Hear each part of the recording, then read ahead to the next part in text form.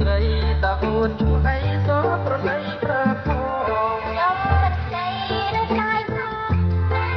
មិនត្រូវមិនដាច់ផងបាយបាយតាមដងតែផងបានចិត្តមិន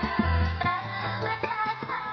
បាយបាយតាមដងតែផងបានចិត្ត